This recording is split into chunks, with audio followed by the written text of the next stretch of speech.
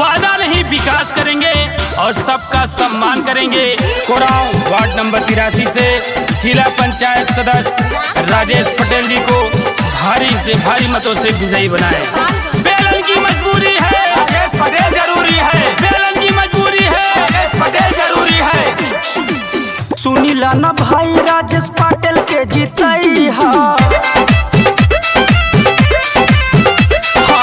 सुनीला न भाई राजेश पटेल के जीतई हा।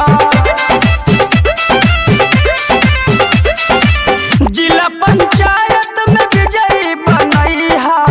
2021 में विजयी बनई हा। सुनीला न चाचा राजेश पटेल के जीतई हा। सुनीला न चाची राजेश पटेल के जीतई हा। राजेश पटेल जिंदाबाद जिंदाबाद, राजेश पटेल जिंदाबाद जिंदाबाद, राजेश पटेल जिंदाबाद जिंदाबाद, राजेश पटेल जिंदाबाद जिंदाबाद।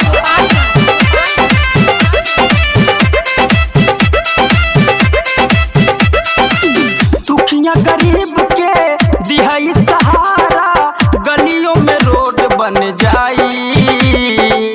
पानी निकासी के रही न समस्या, नाली जरूर बन जाई। राजेश पटेल जिंदाबाद जिंदाबाद। दुखिया गरीब के दिहाई सहारा, गलियों में रोड बन जाई। पानी निकासी के रही न समस्या, नाली जरूर बन जाई।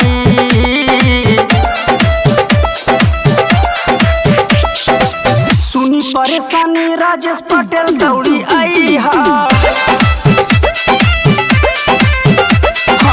पहुआ परतानी राजेश पटेल के जीतई हा। आपका अपना किसान पुत्र राजेश पटेल वार्ड नंबर 83 से जिला पंचायत प्रत्याशी राजेश पटेल को अपना अमूल्य मत देकर भारी से भारी मतों से विजयी बनाए। राजेश पटेल जिंदाबाद। सबके देखल पारा पारी, देखिला इनके अजमा के।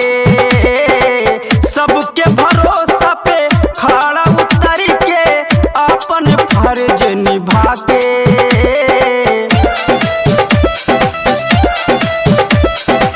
सबके देखल पारा पारी, देखिला इनके अजमा के। सबके भरोसा पे खड़ा उतर के, अपन फर्ज निभा के।